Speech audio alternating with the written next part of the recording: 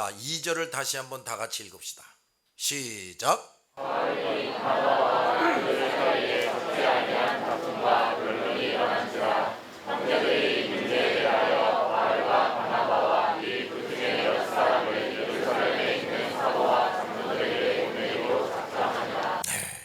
이 더 잘 번역하면 이렇게 됩니다. 다시 시작.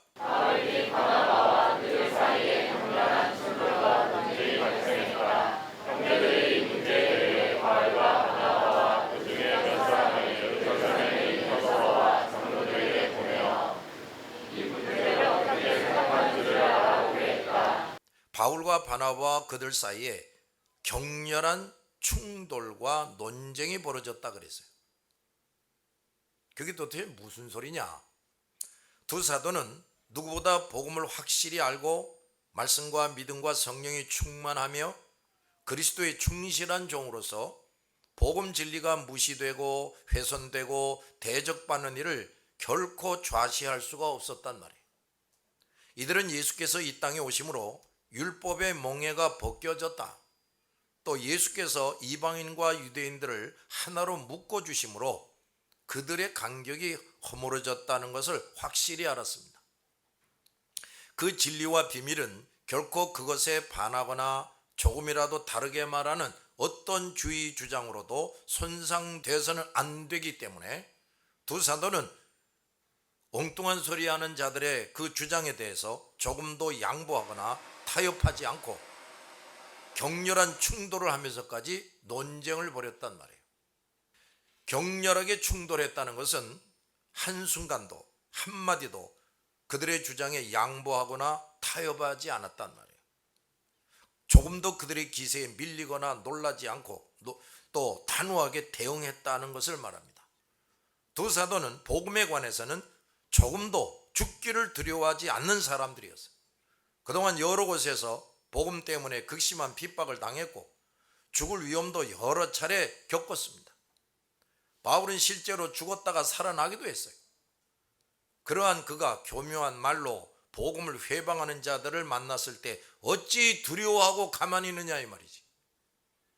이렇게 말씀과 믿음과 성령 충만한 사람들은 복음과 진리를 훼손하거나 대적하는 것을 결코 참지 못하고 그들과 싸우기를 주저하지 않습니다.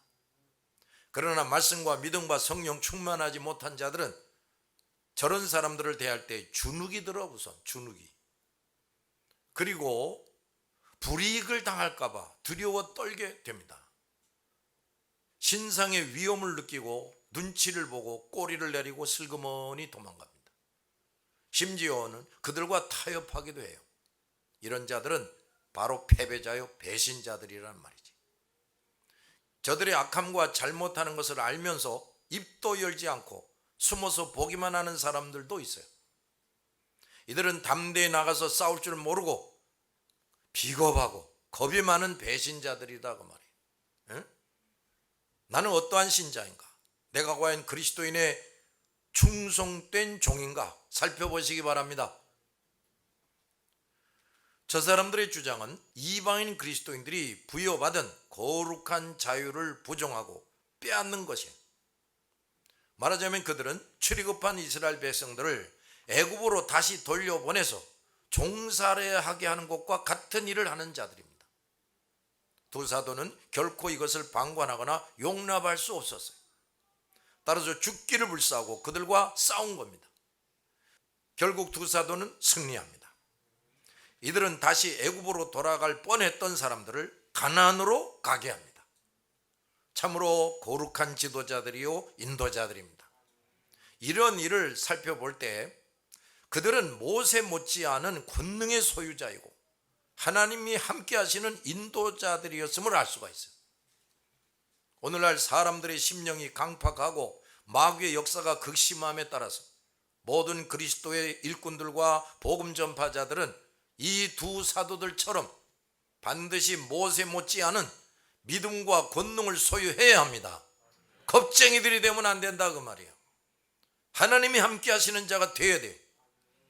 안디옥 교회는 두 사도와 몇 사람을 예루살렘 교회에 보내서 거기에 있는 사도와 장로들이 이 문제에 대해서 어떻게 생각하는지 알아보게 했습니다. 자, 안디옥 교회는 현명하고 확실한 해결책을 마련합니다. 우리 이렇게 또 할 줄 알아야 돼. 첫째, 우선 저 사람들의 출발처, 저들이 과연 어디서 왔는지, 그 다음에 그들의 정체부터 확인하기로 합니다. 저들은 예루살렘 교회에서 왔고 사도들의 후원을 받는 것처럼 가장을 했어요. 그들을 부끄럽게 하고 침묵시키기 위해서는 과연 그들이 어디에서 왔고 누구에게 후원을 받는지를 규명해야 했다고 말해요. 그것이 규명된다면 다시는 누구도 그 거짓말쟁이들의 말에 기울이지 않게 되는 것입니다. 두 번째, 예루살렘 교회의 원사도들과 장로들에게 그들과 그들 주장의 진위, 그게 진짜인지 가짜인지를 확인하기로 했단 말이에요.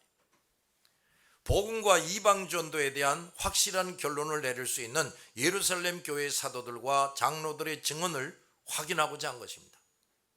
그들은 모든 문제를 의논하기에 적합한 사람들이었어요.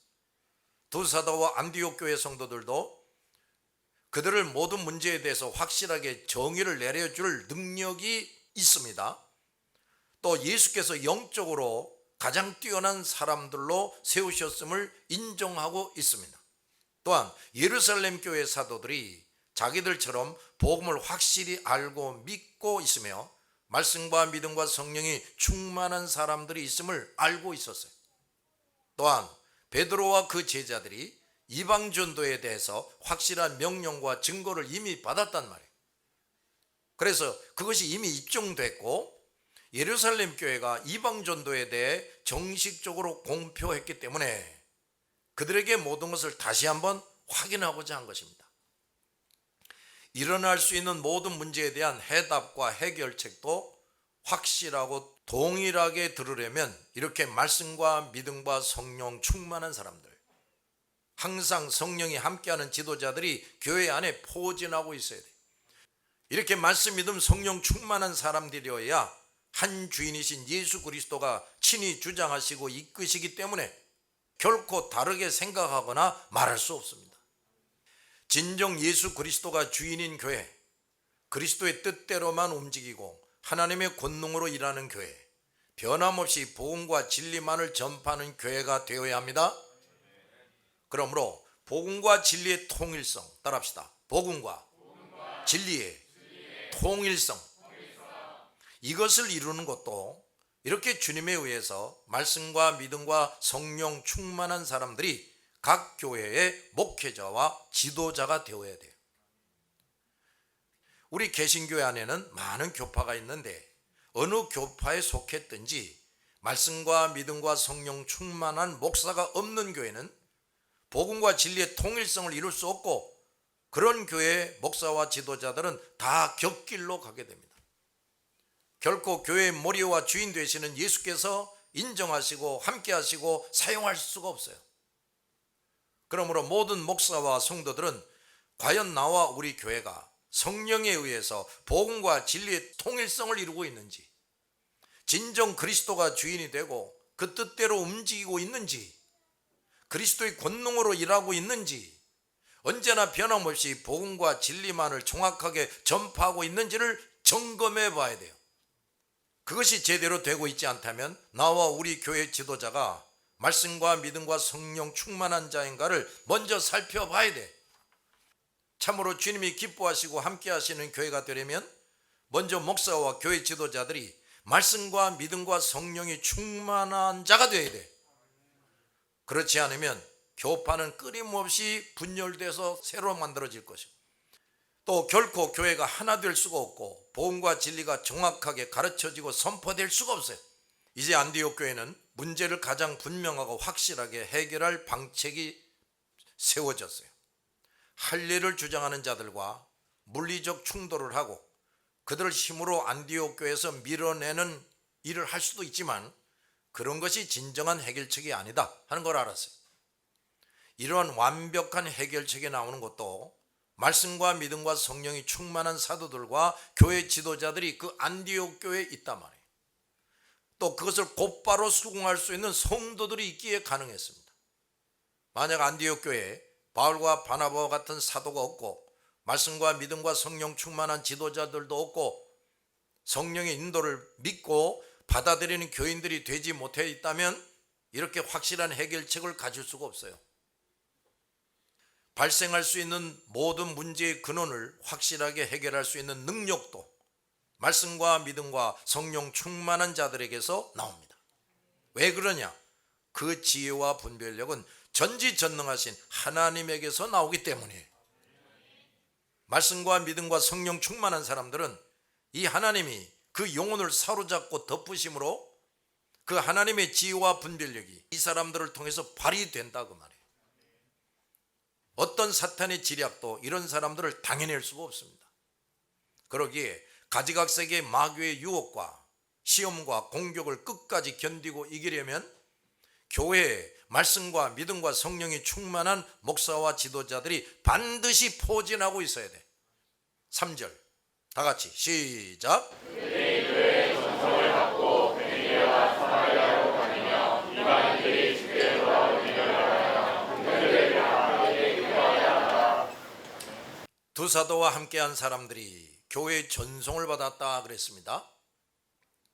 안디옥 교회는 이방인 그리스도인의 영적 자유를 침해하는 자들을 상대로 마무리하는 사도들과 또 동행자들에게 호의를 표시합니다.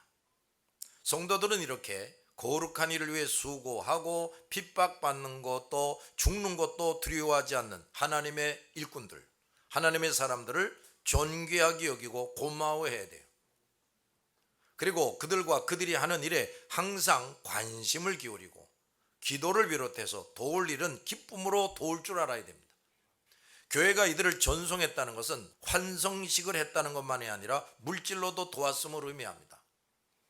내가 하지 않고 못하는 일을 앞장서서 하는 사람들, 그 일들을 위해서 수고하고 고난당하며 희생하며 일하는 성도들과 하나님의 사람들을 보면서도 무관심하거나 심지어 그들에 대해 악평하고 시기 질투하는 사람들이 있어요.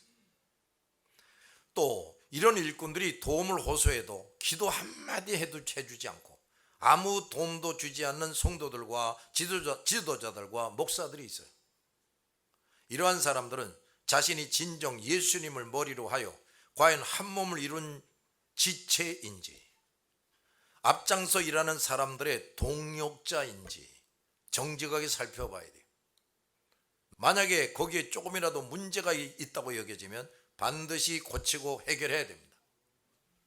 이들은 베니게와 사마리아로 다니며 이방인들이 주께 돌아온 일을 말했다 그랬습니다. 이들은 잠시도 시간을 낭비하지 않고 하나님의 일을 했습니다. 날마다 최선의 열매를 맺고자 힘썼고 열매 맺을 기회를 놓치거나 다른 것 때문에 미루지 않았어요. 참으로 이들은 안디옥 교회가 예루살렘 교회로 보내는 대표자들답게 충성된 종의 모습을 보여주었습니다. 이들은 예루살렘으로 가는 도중에 여러 교회를 방문해서 이방인들이 주께 돌아온 일들을 말해 주었어요. 이렇게 한 목적이 있단 말이에요. 뭐냐? 첫째, 교인들의 믿음을 견고하게 하기 위함이었어요. 예루살렘에서 온 유대인들이 안디옥 교회까지 와서 할례를 받아야 구원을 얻을 수 있다고 주장하고 큰 혼란을 일으켰다면 그들은 그 이전에 다른 여러 교회도 그렇게 했을 겁니다. 따라서 그 교회들도 이들에 의해서 큰 혼란을 겪고 있었던 것입니다. 바로 그들에게 두 사도와 안디옥 교회 대표자들이 가서 하나님께서 이방 전도에 크게 역사하셨음을 말해 줌으로써 그들은 안심할 수 있었고 믿음을 견고하게 할 수 있었다고 말해요. 두 번째, 교회들마다 함께 큰 기쁨을 누리게 하기 위함이었어요. 그 여러 교회들은 두 사도와 동행자들의 이 말을 들음으로써 크게 기뻐했다 그랬어요. 진실한 복음 전파와 그것을 통한 성령의 역사는 모든 믿는 자들에게 언제나 이렇게 인생에서 그 무엇보다도 다 같이 무엇보다도 큰 기쁨 이게 되는 거예요. 정직하게 복음을 전하면 전하는 자와 그것을 보고 듣는 형제들, 즉 예수 그리스도를 믿은 자들에게 세상 어디에서도 맛볼 수 없는 크고 신령한 기쁨을 맛보게 됩니다. 세 번째, 이방인도 할례 없이 예수 그리스도를 믿기만 하면 그리스도의 지체가 되고 구원받는다는 것을 확신시키기 위함이었어요. 이 교회들은 더욱이 새 지체가 계속 늘어나는 것, 천국이 완성되어 가는 것을 알고 참으로 기뻐했어요. 이런 일은 누구보다도 주님이 기뻐하시는 겁니다. 그러므로 주님은 예수 그리스도를 확실히 믿은 사람들에게 성령에 의한 큰 기쁨을 그리스도와 함께 누리게 해주시는 겁니다. 이 기쁨은 오직 예수 그리스도로부터 오는 거예요. 복음 전파를 열심히 끊임없이 하는 사람들은 이 기쁨을 더 크게 더 많이 누리게 됩니다. 이들은 더 힘을 얻어서 더욱 주님을 기쁘시게 하게 되고 시간이 지날수록 영육 간의 큰 사랑과 복을 받게 돼요. 그러기에 이들은 아무리 큰 환난이나 시련이 와도 기뻐하고 즐거워하며 담대하고 활기차게 복음을 전할 수가 있어요. 예수 그리스도께서 머리가 되시는 교회들은 이런 일들을 끊임없이 체험합니다. 주께서 주시는 이러한 신령한 기쁨을 누리지 못하고 따라서 어떤 환난과 시련이 있어도 중단 없이 복음을 전파하지 못하고 있는 교회는 진정한 그리스도의 교회가 아니거나 예수 그리스도를 아직도 주인 삼지 않고 있는 교회거나 주님의 명령과 뜻대로 순종하지 않는 교회란 말이에요. 결코 이런 미성숙한 교회가 돼서는 안 됩니다. 교인 수가 몇 명 되지 않아도 성도로서 교회로서 기본적인 것을 잘 갖추고 마땅히 해야 할 일들을 정직하게 수행한다면 그 교회가 진정한 그리스도의 교회요, 성숙한 교회입니다. 그런 교회는 규모에 상관없이 주께서 기뻐하시고 함께 하십니다. 교인 수도 많고 시설도 크지만 성도 개개인과 그 교회가 기본도 갖추지 못하고 기본적인 것도 실천하지 못한다면 그 성도들과 교회는 결코 성숙한 교회도 아니고 성숙한 신자들도 아니란 말이에요. 부끄러운 교회일 뿐입니다. 그런데 문제는 그 많은 수의 신자 아닌 교인들이 언제나 그 상태로 머물러 있다면 그들은 오히려 진리와 진정한 교회들을 욕되게 하고 방해하게 된다는 겁니다. 이러한 교회가 사실상 많이 있어요. 4절 다 같이 시작.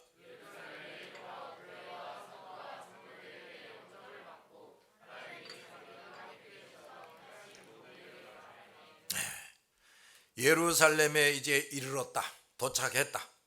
그런데 교회와 사도들과 장로들에게 영접을 받았다 그랬습니다. 예루살렘 교회는 이 두 사도와 그리고 안디옥 교회에서 온 대표자들을 진심으로 사랑과 믿음으로 환영했습니다. 교회들로부터 이렇게 뜨거운 사랑과 환영을 받는 성도들과 일꾼들은 큰 위로와 기쁨을 얻고 의욕과 사명감으로 더 충만해지게 됩니다. 또한 그리스도의 사람으로서 지체, 동력자, 더욱이 그리스도 일에 충성하며 많은 고난을 당하며 복음 전파에 힘쓰는 자들을 만난다는 것은 그 어떤 사람을 만나는 것보다 특별하고 소중한 기쁜 일입니다. 자신을 끊임없이 성장시키며 말씀을 잘 지키고 사명을 충실히 감당하고 세상과 자신과 싸우면서 언제나 형제들을 진심으로 사랑하며 그 중에서도 목숨을 아끼지 않고 복음을 전파한 사람들을 사랑하고 그들과의 만남과 나눔과 돕는 일을 가장 중요하게 여기고 기쁘게 여기는 성도들이 모인 곳, 이것이 참으로 성숙한 교회라고 말해요. 이렇게 함으로써 그런 성도들은 더 성장하고 동력자들과 성도들과 더 튼튼히 하나가 되고 한 몸을 이루게 되는 겁니다. 성도들과 하나님의 일꾼에 대해서 무관심하고 멀리하고 불신자와 세상 일에 친밀한 교인들, 이런 사람들은 이와 정반대로 가게 되는 거예요. 그러므로 성도들은 다른 성도들과 자주 만나고 나누고 섬기는 일을 열심히 해야 합니다. 그리고 지도자들은 성도들이 이런 일을 잘하도록 잘 돕고 격려해야 돼. 이것이야말로 중요한 가르침과 훈련이 되고 상호간에 큰 유익이 됩니다. 하나님이 자기들과 함께 계셔 행하신 모든 일을 말했다 그랬습니다. 하나님의 일꾼들은 누구를 만나든지 사적인 일들보다 그동안 하나님께서 자기에게 함께 하셔서 행하신 일들을 상세하게 또 진실하게 말해줘야 돼. 이런 일은 복음 전파하는 것 못지않게 중요하고 교회에 큰 유익이 되고, 나 자신뿐 아니라 다른 성도들, 동역자들과 함께 하나님께 감사와 찬송과 영광을 돌려드리는 일이 됩니다. 두 사도와 동행자들은 이방인들을 위한 사역의 성공을 말했어요. 이방전도에 하나님이 얼마나 놀랍게 역사하셨는지, 어떻게 놀라운 결과를 나타내셨는지를 아주 충실히 증언했다고 말해요. 이것만으로도 그동안 그들이 이방인에게 복음을 전파한 것, 즉 이방인들은 할례 받지 않아도 예수 그리스도를 믿기만 하면 모든 죄를 사함받고 구원 얻게 되는 것을 확실하게 입증하고 있는 겁니다. 그들은 하나님께서 모든 일을 행하셨다고 말합니다. 결코 자신이 무엇을 이루었다고 말하지 않았어요.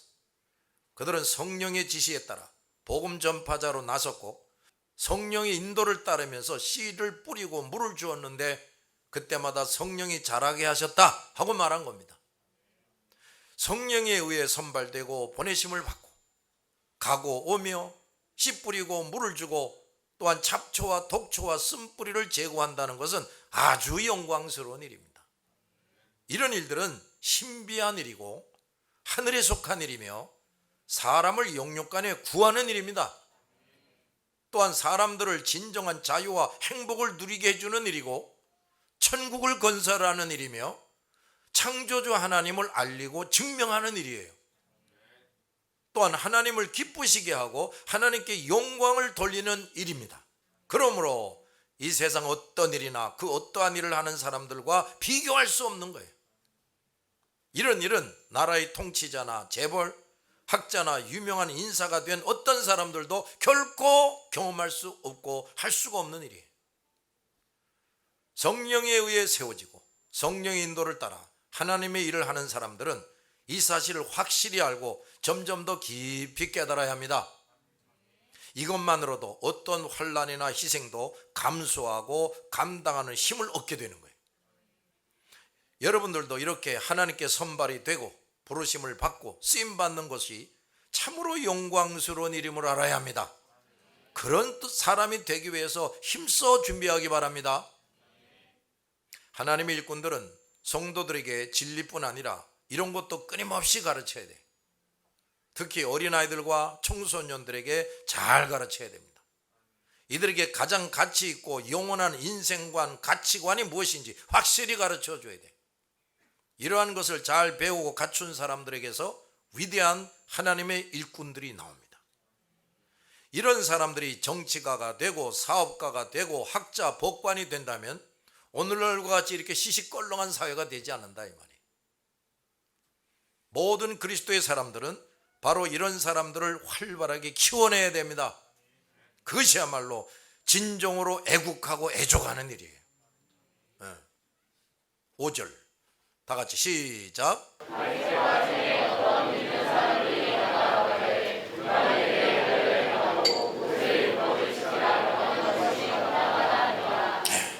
예루살렘 교회 안에 바리새파에 속했던 사람들 중에 복음의 이의를 제기하는 사람들이 있었습니다. 이들도 성령에 의해 거듭났기에 예수 그리스도를 영접했죠. 그런데 복음을 100% 받아들일 정도로 치료되고 변화되지를 못했어요. 이들은 여전히 옛 누룩을 소유하고 있습니다. 아직 복음의 의미를 제대로 깨닫지 못하고 복음에 확실히 사로잡히지 못했으며 보혈의 은총을 제대로 맛보지 못한 사람들이, 진정하고 성숙한 믿음은 그 영혼이 가지고 있던 헛된 지식과 경험을 포함한 모든 것이 성령에 의해서 근본적으로 깨지고 치료되고 변화되어야 형성이 되는 겁니다. 우리는 예수 그리스도를 영접했다고 다 된 것이 아님을 잘 알아야 돼요. 언제든지 이 바리새인 그리스도인들과 같은 사람들이 교회 안에 있을 수가 있어요. 그러므로 예수 그리스도를 믿게 된 사람들은 믿었다는 것으로 만족하지 말고 끊임없이 성령의 인도를 따라 말씀과 기도로 복음을 확실히 깨달으며 보혈의 은총을 뜨겁게 맛보아야 합니다. 베드로가 고넬료의 집에 갔을 때 그 집에 모였던 사람들에게 성령 충만함이 임했고 그 사실을 유대에 있는 형제들에게 말했더니 그들은 하나님이 이방인에게도 구원을 주시고 성령 충만을 주신 사실에 대해서 기뻐했어요. 그런 일이 있었으면 이제는 충분히 하나님의 뜻을 구별할 수 있어야 하는데, 아직도 그들 중에는 그것이 무엇을 의미하는지 분명히 깨닫지 못한 자들이 있었다고 말해요. 여기서 우리가 분명히 깨달아야 할 것이 있습니다. 첫째, 예수 그리스도를 영접한 사람들은 다같이 성숙한 영적 분별력, 이걸 갖춰야 돼. 영적 분별력을 갖추지 못한 사람들은 보고 듣는 것이 아무리 많아도 하나님의 뜻을 도무지 제대로 알지 못하고 잘못된 생각과 말을 하게 돼요. 그러므로 우리는 눈앞에 벌어지는 모든 상황을 보고 사람들로부터 무슨 이야기를 들으면서 그것을 하나님 앞에서 정확하게 분별할 수 있는, 그것이 진리고 비진리인가, 이것을 분별할 수 있는 영적 분별력을 키워야 돼. 특히 마귀의 역사에 대해서 잘 분별할 수 있어야 됩니다. 그래야 하나님의 일을 정확하게 해낼 수가 있습니다. 두 번째, 성도들은 자신을 더 성장시켜서 성령의 세심한 인도를 받을 수가 있어야 돼. 영적인 분별력을 갖춘과 아울러 시시때때로 성령께서 친히 무엇이 옳고 그른지, 하나님의 뜻이 과연 무엇인지 정확하게 알게 해주시는 은총이 필요해요. 우리가 아무리 영적 분별력을 갖추고 있다 하더라도 하나님이 도와주시지 않으면 모든 것을 정확하게 판단하고 하나님의 일을 올바르게 해나갈 수가 없습니다.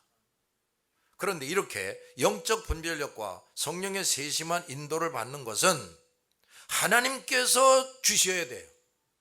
하나님을 주인 삼지 않고 있는 사람, 자기가 주인인 사람, 자기의 의사와 포부를 가지고 신앙생활하는 사람, 목사 노릇하는 사람, 하나님과 말씀을 정직하게 가르치지 않는 사람, 순종보다 불순종이 더 많은 사람, 사명에 불충한 사람, 이런 사람은 이런 걸 받을 수가 없어. 영적 분별력을 받을 수가 없어요. 하나님 앞에서 합당하고 정직한 사람이어야 이런 신령한 은사를 받습니다. 바리새인 그리스도인과 같은 교인들을 성장시키지 못하면 사탄이 이들을 얼마든지 역이용을 해서 복음 전파와 교회 성장을 방해하게 됩니다.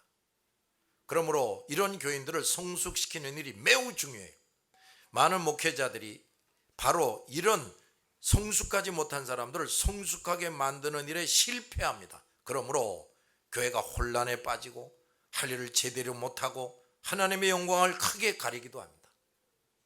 많은 사람들을 거느리며 목회를 하고 노예나 총회에서 중직을 맡은 사람들 중에도 하나님 앞에서 합당하게 하지 못하고 정직하지 못함으로써 영적 분별력과 성령의 세심한 인도를 따르지 못하는 사람들이 많습니다.